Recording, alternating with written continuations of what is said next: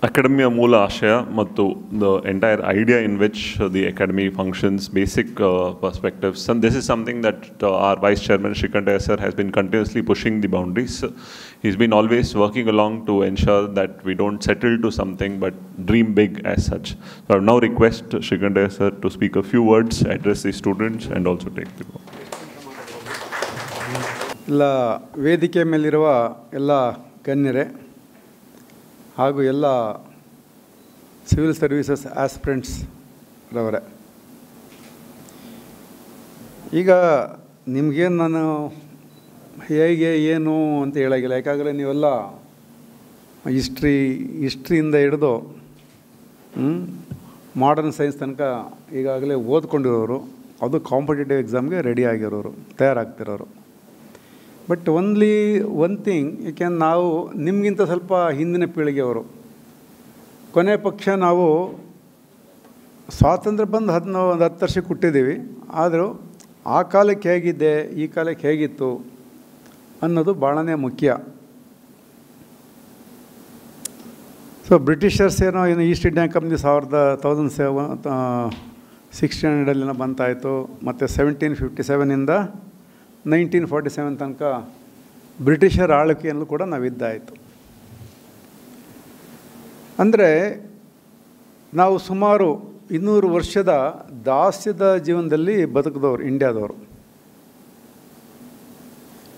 ನೀವೇನಾದರೂ ಇವತ್ತು ಏನು ಆಸೆ ಪಡ್ತೀವಿ ನಾವೆಲ್ಲನೂ ಕೂಡ, ಒಳ್ಳೆಯ ಸಿಟಿಸನ್ ಆಗಬೇಕು ಅಂತ ಎಲ್ಲನೂ ಆಸೆ ಪಡೋದು. ಫಸ್ಟು ನೀವು ಏನಾದ್ರಾಗಲಿ IAS ಆಗ್ತಿರೋ, IPS ಆಗ್ತಿರೋ, ಮತ್ತೊಂದು ಆಗ್ತಿರೋ, first one should be a good person and you should be a good citizen ಅಂತ. ಹಾಗಾಗಿ ನಾವು ಅದಕ್ಕೂ ನಿಜಕ್ಕೂ ಏನನ್ನು ನಾವು ಸರ್ಕಾರಕ್ಕೆ ಅಲ್ಲ ದೇಶಕ್ಕೆ ಕೂಡ ಕೊಟ್ಟಿದ್ದೀವಿ ಅನ್ನೋದನ್ನ ತಾವು ಒಂದು ಯೋಚನೆ ಮಾಡಬೇಕಾಗತ್ತೆ. It's all your personal thing. ಏನು ನೀವೇನೋ ಒಂದು ಉದ್ಯೋಗ ತೊಗೋಬೇಕು, ಕಾಂಪಿಟೇಟಿವ್ ಅದು ಒಂದಾಯ್ತು, ಪರ್ಸ್ನಲ್ ಆಂಬಿಷನ್ ಇರುತ್ತೆ. ಜೊತೆಗೆ ನೇಷನ್ ಬಿಲ್ಡಿಂಗ್ ಕಡೆ ನಾವು ಯಾಕೆ ಗಮನ ಹರಿಸ್ಬೇಕು, ಯಾಕೆ ಸ್ವಾತಂತ್ರ್ಯ ಅಂತ ತಮಗೆಲ್ಲ ಗೊತ್ತಿದ್ದಾಗೆ. ನೀವು ಈಗ ಏನು ಓದ್ತೀರಾ ಅಂದರೆ, ಆಯಿತು ಈಸ್ಟ್ ಇಂಡಿಯಾ ಕಂಪ್ನಿ 1600 ಬಂತು, 1759ನಲ್ಲಿ ಸಿಪಾಯಿ ಮಿಟ್ನಿ ಅವ್ರ ಫಸ್ಟ್ ವಾರ್ ಆಫ್ ಇಂಡಿಪೆಂಡೆನ್ಸ್ ಆಯಿತು ಅಲ್ವಾ. ರುಟೀನಾಗಿ 1920 ಮಹಾತ್ಮ ಗಾಂಧಿ ಬಂದರು.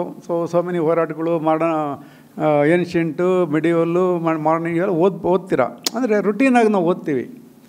ಆದರೆ ಈ ಸ್ವಾತಂತ್ರ್ಯ ಬರೋದಕ್ಕೆ ಮೊದಲು ಹೆಂಗೆ ಸ್ಥಿತಿ ಅಂತ ನೀವು ತಾವು ಯೋಚನೆ ಮಾಡಿ. ಎಷ್ಟು ಕಷ್ಟ ಇತ್ತು ದೇಶದಲ್ಲಿ. ನಿಮಗೆ ಫ್ರೀಡಮ್ ಆಫ್ ಸ್ಪೀಚ್ ಇಲ್ಲ, ಫ್ರೀಡಮ್ ಆಫ್ ಎಕ್ಸ್ಪ್ರೆಷನ್ ಇಲ್ಲ, ಫ್ರೀ ಮೂಮೆಂಟ್ ಇಲ್ಲ. ಮತ್ತು ಟ್ಯಾಕ್ಸಸ್ ನೀವು ಅಂತ ಹೇಳ್ಕೊಂಡಿದ್ದು ಬೆಳೆಯಂಗಿಲ್ಲ. ಎಲ್ಲೋ ನೀವು ಒಂದು ಕಡೆ ಕಾಟನ್ ಬೆಳೆನೇ ಬೆಳಿಬೇಕು, ಒಂದು ಇಂಡಿಗೋ ಬೆಳೆನೇ ಬೆಳಿಬೇಕು. Every way restrictions. ಅಂತ ದಾಸ್ಯದಲ್ಲೇ ನಾವು ಹಿಂದೆ ನಾವು ಯೋಚನೆ ಮಾಡಿದರೆ, ಹಿಂದೆ ಅತ್ಯಂತ ಸಮೃದ್ಧವಾದ ದೇಶ after the advent of British in India ಒಂದು ರೀತಿ ಪೂರ್ ಕಂಟ್ರಿ ಆಯಿತು. ಆ ಪೂರ್ ಕಂಟ್ರಿ ಆಗಿದ್ದು ಆ ದಾಸ್ಯದಿಂದ ಮುಕ್ತಿಯಾಗಲಿಕ್ಕೆ ನಮ್ಮ ಎಷ್ಟು ಜನ ತಮ್ಮ ಬಲಿದಾನ ಕೊಟ್ಟಿದ್ದಾರೆ, ಎಷ್ಟು ಜನ ತಮ್ಮ ರಕ್ತವನ್ನು ಕೊಟ್ಟಿದ್ದಾರೆ, ಎಷ್ಟು ಜನ ಹೋರಾಟ ಮಾಡಿದ್ದಾರೆ, ಎಷ್ಟು ಜನ ಏನೆಲ್ಲ ಕಳ್ಕೊಂಡಿದ್ದಾರೆ. ಉದಾಹರಣೆ ನಮ್ಗೆ ಗೊತ್ತಿರೋದು ಸುಭಾಷ್ ಚಂದ್ರ ಬೋಸು, ಭಗತ್ ಸಿಂಗು, ಸುಖದೇವೋ ಈ ಥರ, ಅಥವಾ ಮಾಡ್ರೇಟರ್ನಲ್ಲಿ ಮಹಾತ್ಮ ಗಾಂಧಿ, ಜವಾಹರ್ಲಾಲ್ ನೆಹರು, ಲಾಲಾ ಲಜಪತ್ ರಾಯ್, ಬಾಲಗಂಗಾಧರ್ ಈ ಥರ ಇದೆ. ಬಟ್ ಆದರೆ ಅವರು ಮುಖ್ಯವಾದ ವ್ಯಕ್ತಿಗಳು. ಅವರಿಂದ ಸಾವಿರಾರು ಜನ ಅವರು ಪ್ರಾಣ ಕೊಟ್ಟಿದ್ದಾರೆ, ತ್ಯಾಗ ಮಾಡಿದ್ದಾರೆ. ಅಂದರೆ ಅವ್ರದ್ದೆಲ್ಲ ಉದ್ದೇಶ ಏನಪ್ಪ ಅಂತಂದರೆ, ನಮ್ಮ ದೇಶದವರನ್ನು ನಮ್ಮ ದೇಶವನ್ನು ಒಂದು ದಾಸ್ಯ ಮುಕ್ತ ದೇಶ ಮಾಡಬೇಕು, ಒಂದು ಬೃಹತ್ತಾದ ಉತ್ತಮವಾದ ರಾಷ್ಟ್ರ ಕಟ್ಟಬೇಕು, ಒಂದು ಉತ್ತಮವಾದ ದೇಶ ನಿರ್ಮಾಣ ಮಾಡಬೇಕು ಅನ್ನೋ ದೃಷ್ಟಿಯಿಂದ ಇಷ್ಟೆಲ್ಲ ತ್ಯಾಗಗಳು ಬಲಿದಾನ ಕೊಟ್ಟಿದ್ದಾರೆ. ಬಟ್ ನೀವು ಪ್ರಶ್ನೆ ಹಾಕ್ಕೋಬೇಕು, ನಾವು ಪ್ರಶ್ನೆ ಹಾಕೋಬೇಕು, ನಾವು ಅವ್ರ ಬಲಿದಾನಕ್ಕೆ ತಕ್ಕಂತೆ ಈ ರಾಷ್ಟ್ರಕ್ಕೆ ಕಾಂಟ್ರಿಬ್ಯೂಟ್ ಮಾಡ್ತಾ ಇದ್ದೀವಾ? ಏಕೆಂದರೆ ನೀವೆಲ್ಲ ನೋಡಾದರೆ ಇವತ್ತಿನ ದಿನ ಏನಾಗಿದೆ ನೋಡಿ. ಇವತ್ತಿನ ರಾಜಕೀಯ ಬಹುಶಃ ನಿಮಗೆಲ್ಲ ಗೊತ್ತಿದೆಯಲ್ವೋ, ಇದು ಒಂಥರ ಹಣದ ರಾಜಕೀಯ ಆಗಿಬಿಟ್ಟಿದೆ. ಪೂರ್ತಿ ಯಾರು ಹಣ ಇರ್ತಾನೆ ಅವನು ಇದು ರಾಜ್ಯಭಾರ ಹಾಳು ಮಾಡೋದು. ಅವನು ಒಳ್ಳೆ ವ್ಯಕ್ತಿನೋ, ಕೆಟ್ಟ ವ್ಯಕ್ತಿನೋ, ಥರ್ಡ್ ರೇಟೋ, ಕ್ರಿಮಿನಲ್ಲೋ, ವಾಟ್ ಎವರ್ ಇಟ್ ಈಸ್, ಅಂತಹ ಪರಿಸ್ಥಿತಿ ನಮ್ಮ ದೇಶಕ್ಕೆ ಬಂದಿದೆ. ಅದೇ ನಾವು ಹೇಳ್ತೀವಿ ಗಾಂಧಿ ಯೋಚನೆ ಮಾಡಿದಾಗ ಏನು ಬರೀ ಒಂದು ತುಂಡು ಬಟ್ಟೆ, ಒಂದು ಕಾಲು, ಒಂದು ಲಂಗೋಟಿ ಅಷ್ಟೇ, ಕನ್ನಡಕ ಇಷ್ಟೇ, ಒಂದು ಪಂಚೆ, ಅಷ್ಟು ಥರ. ಅಂದರೆ ಅಷ್ಟೊಂದು ಸಿಂಪಲ್ಲಾಗಿ ಜೀವನ ಮಾಡಿದವರು. ಅಂಥ ದೇಶ ಈ ರೀತಿ ದುಸ್ಥಿತಿಗೆ ಬರಬೇಕಾ? ಅದಕ್ಕೆ ಯಾರೆಲ್ಲ ಕಾರಣರು? ನಾವು ಹೇಳ್ತೀವಿ ಅವ್ರ ಪೊಲಿಟಿಷಿಯನ್ ಅವನ ಕಾರಣ, ಬಟ್ ನಾನು ಹೇಳೋದು ಟೋಟಲ್ ಸಿಸ್ಟಮೇ ಕಾರಣ ಅಂತ ಹೇಳೋದು. ಅದಕ್ಕಾಗಿ ನೀವೆಲ್ಲ ಯಂಗ್ಸ್ಟರ್ಸು ಈ ಸಿಸ್ಟಮ್ ಹೀಗೆ ಮುಂದುವರಿಬೇಕಾ ಅಥವಾ ಇದನ್ನೇನಾದರೂ ಇಂಪ್ರೂವ್ ಮಾಡಬೇಕಾ? ಯಾವ ರೀತಿ ಇಂಪ್ರೂವ್ ಮಾಡಬೇಕು ಅಂತ ಆಲೋಚನೆ ಮಾಡಬೇಕಾಗತ್ತೆ. ನಿಜಕ್ಕೂ ಅಂದ್ಕೊಂಡ್ರೆ ಈಗ ಕಂಪೇರ್ ಮಾಡಿದ್ರೆ ಒಂದೊಂದು ಸತಿ ಅನ್ಸುತ್ತೆ ಬ್ರಿಟಿಷ್ ರಾಜ್ಯ ಚೆನ್ನಾಗಿತ್ತು ಅಂತ. ಕೆಲವರು ಹೇಳ್ತಾರೆ, ಹಳಬ್ರು ಆ ಟೈಮಲ್ಲಿ ಆದರೂ ಚೆನ್ನಾಗಿತ್ತಲ್ಲಪ್ಪ ಅನ್ನೋ ಪರಿಸ್ಥಿತಿ ಹೇಳ್ತಾರೆ ಹಳಬ್ರು. ಹಾಗಾಗಿ ನಾನು ಎಸ್ಕೇಪ್ ಭಾಷಣ ಮಾಡೋದಿಲ್ಲ. ನೀವುಗಳು ಖಂಡಿತ ಯೋಚನೆ ಮಾಡಿ, ಇದು ಸಿಸ್ಟಮ್ಗಳು ಹಿಂಗೆ ಮುಂದುವರಿಯಬೇಕಾ ಅಥವಾ ಹೇಗೆ ಚೇಂಜ್ ಮಾಡ್ಬೋದು? ಅದೇ ಸಿಸ್ಟಮ್ ಅಂದರೆ ಬಂದಾಗ ನಿಮ್ಮ ಸಿಸ್ಟಮ್ ನಿಮಗೆ ಬರೋಣ. KPSCಗೆ ಎಷ್ಟು ಜನ ದುಡ್ಡು ಕೊಡದೇ ಸೆಲೆಕ್ಟ್ ಆಗ್ತೀರಾ ಅನ್ನೋ ಕಾನ್ಫಿಡೆನ್ಸ್ ಇದೆ? ಒಂದು 25%, first 25% ranks. What about other ranks? ಈಗ ಸದ್ಯಕ್ಕೆ ನಾನು ಗೌರ್ಮೆಂಟ್ಗೆ ವಾಪಸ್ ಬಂದಿದ್ದೀನಿ, ಬಟ್ ನಾನು ಮರ್ತುಬಿಟ್ಟಿದ್ದೀನಿ ಗೌರ್ಮೆಂಟ್ಗೆ ವಾಪಸ್ ಬಂದಿದ್ದೀನಿ ಅಂತೇಳಿ. ಗೌರ್ಮೆಂಟ್ ಕ್ರಿಟಿಸೈಸ್ ಮಾಡದೇ ಇದ್ದರೂ ನಾನು ಸಿಸ್ಟಮ್ ಮಾತ್ರ ಹೇಳ್ತಾ ಇದ್ದೀನಿ. ಹಾಗಾಗಿ ಈ ರೀತಿ ಸಿಸ್ಟಮ್ಗಳು ನಾವು ಉಳಿಸ್ಕೊಂಡೇ ಹೋಗ್ಬೇಕಾ? ಎಷ್ಟು ವರ್ಷ ಉಳಿಸ್ಕೊಂಡು ಹೋಗೋದು? ಯಾವ ರೀತಿ ರಿಫಾರ್ಮ್ ಮಾಡ್ಬೋದು? So what is the future history of India? ಈಗ ಏನ್ಷಿಯಂಟ್ ಆಯಿತು, ಮೆಡಿವಲ್ ಆಯಿತು, ಮಾಡರ್ನ್ ಆಯಿತು, what is the future history of India ಅಂತ. ಹಾಗಾಗಿ ಇತ್ತೀಚಿನ ಒಂದು ಸ್ವಾತಂತ್ರ್ಯ ಬಂದ ನಂತರ ಏನು ಬೆಳವಣಿಗೆ ಆಗಿದೆ, 79 ವರ್ಷದಲ್ಲಿ ನಾವು ಇಷ್ಟೊತ್ತು ಕೆಟ್ಟೋಗಿದ್ದೀವ ಅಂತ. ಬ್ರಿಟಿಷರು 200 ವರ್ಷ ಆಳಿದ್ರು ಇಷ್ಟು ಕೆಟ್ಟಿರಲಿಲ್ಲ. ನಾವು ಲಾಸ್ಟ್ 79 ವರ್ಷದಲ್ಲೇ ಇಷ್ಟೊಂದು ಹದಗೆಟ್ಟಿದ್ದೀವಿ.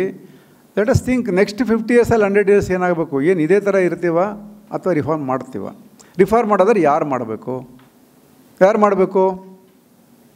ಹೂ ಹ್ಯಾಸ್ ಟು ಡೂ ಇಟ್? ಯಾರು ಮಾಡಬೇಕು? ಸರ್ಕಾರ ಮಾಡಬೇಕಾ? ಯಾರೋ ಪೊಲಿಟಿಷಿಯನ್ ಮಾಡಬೇಕಾ? ನಾವು ಮಾಡಬೇಕಾ? ನಾವು ಮಾಡಬೇಕು. ಏಕೆಂದರೆ ನೋಡಿ, ನಿಮ್ಮಲ್ಲಿ ಯಾರೊಬ್ಬರು ಪೊಲಿಟಿಷಿಯನ್ ಆದರೂ ಆಗ್ಬೋದು, ಒಳ್ಳೆ ಅಧಿಕಾರಿ ಆಗೇ ಆಗ್ತೀರಾ, ಮತ್ತು ಒಳ್ಳೆ ಇಂಡಸ್ಟ್ರಿಯಲಿಸ್ಟ್ ಆಗ್ಬೋದು, ಒಳ್ಳೆ ಬಿಸ್ನೆಸ್ ಪರ್ಸನ್ ಆಗ್ಬೋದು. C everybody has is own strength. If all of us contribute little small, ಸ್ವಲ್ಪನೇ ಕಾಂಟ್ರಿಬ್ಯೂಟ್ ಮಾಡಿದ್ರೆ that becomes a bigger thing. ಹಾಗಾಗಿ ನೀವು ಒಂದು ಆತ್ಮಾವಲೋಕನ ಮಾಡ್ಕೊಳ್ಳಿ. ಇದನ್ನು ಹೇಗೆ ನಾನು ಈ ಸಿಸ್ಟಮ್ನ ಚೇಂಜ್ ಮಾಡ್ಬೋದು? ಹೇಗೆ? ನೀವೊಂದು ಅಧಿಕಾರಿ ಆದರೆ ಭಾಳ ಅತ್ಯಂತ ಕಡಿಮೆ ಮಟ್ಟದಲ್ಲಿರೋ ಒಂದು ಅತ್ಯಂತ ಬಡವನಿಗೆ ನಾನು ಹೇಗೆ ಒಂದು ಅವ್ರಿಗೆ ಒಳ್ಳೇದು ಮಾಡ್ಬೋದು ಅಂತೇಳಿ. ಉದಾಹರಣೆಗೆ ಇವತ್ತೇನಾದರೂ ಒಂದು ವಿತ್ ಆಲ್ ದಟ್ ಗೌರ್ಮೆಂಟ್ ಹೇಳಿ ನಾನು ಅದು ಮಾಡಿ ಇದು ಮಾಡಿ ಇವತ್ತೊಂದು ಸಣ್ಣ ಖಾತೆ ಮಾಡ್ಕೋಬೇಕಾದ್ರೂ ತುಂಬಾ ಕಷ್ಟ ಇದೆ. ಮಹೇಂದ್ರ ಅವರು ಇಲ್ಲೇ ಕೂತಿದ್ದಾರೆ, ತಹಶೀಲ್ದಾರು. ಅದರಂತೂ ನಾನು ಸ್ವಲ್ಪ ರೆವಿನ್ಯೂ ಡಿಪಾರ್ಟ್ಮೆಂಟ್ ಬಗ್ಗೆ ಗೊತ್ತಿದೆ. ಅವ್ರು ಏನೇ ಮಾಡಿದ್ರು ಕೂಡ ಏನೋ ಅಪರೂಪಕ್ಕೆ ಕರೆಕ್ಟಾಗಿ ಟೈಮ್ ಟು ಟೈಮ್ ಖಾತೆಗಳು ಪೋಡಿಗಳಾಗೋದು. ವಿತೌಟ್ ದ ಅವ್ರ ಹಿಂದೆ ಮುಂದೆ ಓಡಾಡಿ ಅವ್ರನ್ನೆಲ್ಲ ಕರೆಕ್ಟಾಗಿ ನೋಡ್ಕೊಳ್ಳಿಲ್ಲ ಅಂದರೆ 75% ಆಗಲ್ಲ, 25% ಆಗಿಬಿಡ್ತವೆ ಖಾತೆಗಳು.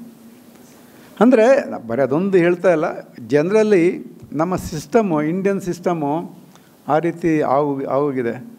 ರಾಜಕೀಯವಾಗಿರ್ಬೋದು ಅಥವಾ ಎಕ್ಸಿಕ್ಯೂಟಿವ್ಸ್, ಅಧಿಕಾರ ವರ್ಗದಲ್ಲಿರ್ಬೋದು, political executives are in different various aspects of life ಆ ಥರ ಆಗಿಬಿಟ್ಟಿದೆ. ಬಟ್ ಯಾಕೆಂದರೆ ವಿ ಹ್ಯಾವ್ ಅಕ್ಸೆಪ್ಟೆಡ್ ದಟ್. ನಾವು ಈ ಸಿಸ್ಟಮ್ನ ಅಕ್ಸೆಪ್ಟ್ ಮಾಡ್ಕೊಂಬಿಟ್ಟಿದ್ದೀವಿ, ಅಡಾಪ್ಟ್ ಮಾಡ್ಕೊಂಬಿಟ್ಟು ಇದನ್ನು ಹೆಂಗೋ ಕೆಲಸ ಆಗಬೇಕಪ್ಪ ಅನ್ನೋ ಮನಸ್ಥಿತಿಗೆ ಬಂದುಬಿಟ್ಟಿವಿ ಎಲ್ಲರೂ ಕೂಡ. ಅದಕ್ಕೆ ನೀವೆಲ್ಲ ಯೂತ್ಸು, ಯಂಗ್ಸ್ಟರ್ಸು, ನಾನು ಹೇಳಿದ್ರೆ ಆ ಹಿಂದೆ ಕೊಟ್ಟಿರೋದು ಮಹಾತ್ಮರ ಬ್ಲಡ್ ಇದೆಯಲ್ಲ, ಆ ಬ್ಲಡ್ ತಗೊಂಡು ನಿಮ್ಮ ಬ್ಲಡ್ ಬಾಯಲಾಗಬೇಕು. ಅವಾಗೇನಾದರೂ ಸ್ವಲ್ಪ ಇಂಪ್ರೂವ್ಮೆಂಟ್ ಆಗ್ಬೋದು. ಆ ಹಿಂದಿನ ಕಾಲದಲ್ಲಿ ಏನಾದ್ರು ಬ್ಲಡ್ಡೆಲ್ಲ ಬಿದ್ದಿದೆಯಲ್ಲ ಭೂಮಿಗೆ, ಆ ಭೂಮಿದು ಏನಾದ್ರು ತಮಗೆ ಏನಾದ್ರು ಸ್ವಲ್ಪ ತಾಕದು ಬಾಯಲಾದರೆ, ಎಸ್ಪೆಷಲಿ ಯಂಗ್ಸ್ಟರ್ಸು, ಈ ಸಿಸ್ಟಮ್ ಏನೋ ಇಂಪ್ರೂವ್ ಆಗ್ಬೋದು. ಇಷ್ಟು ಹೇಳ್ತಾ ನೀವೆಲ್ಲರೂ ಕೂಡ ಒಂದು ಫಸ್ಟ್ ಆಫ್ ಆಲ್ ಒಳ್ಳೆ ಮನುಷ್ಯರಾಗ್ರಿ. ನಂತರ ನೀವೆಲ್ಲರೂ ಕೂಡ ಒಳ್ಳೆಯ ಅಧಿಕಾರಿಗಳಾಗಲಿ. ನೀವೆಲ್ಲ ಅಧಿಕಾರಿಗಳಾಗಿ ಒಂದು ದೇಶದ ಒಂದು ಕಟ್ಟೋ ಬಗ್ಗೆ ಒಂದು ಒಳ್ಳೊಳ್ಳೆ ಕಾಂಟ್ರಿಬ್ಯೂಟ್ ಮಾಡಲಿ ಅಂತ ಆಶಿಸ್ತಾ, ನಿಮ್ಮೆಲ್ಲರೂ ಕೂಡ ಭಗವಂತ ಅತ್ಯುತ್ತಮವಾದ ಒಂದು ಏನು ಒಳ್ಳೆ ಜಾಬ್, ನಾಟ್ ಓನ್ಲಿ ಜಾಬ್ ಕೊಡ್ತಾರೋ ಅಥವಾ ಉತ್ತಮ ನಿಮಗೆ ಮುಂದಿನ ಮಾರ್ಗದರ್ಶನ ಕೊಟ್ಟು ಅತ್ಯುತ್ತಮವಾದ ಜೀವನ ಕೊಡಲಿ ಅಂತ ನಾನು ಭಗವಂತನಲ್ಲಿ ಪ್ರಾರ್ಥಿಸಿ ನನ್ನ ಮಾತು ಮುಗಿಸ್ತೇನೆ. ಜೈ ಹಿಂದ್, ಜೈ ಕರ್ನಾಟಕ.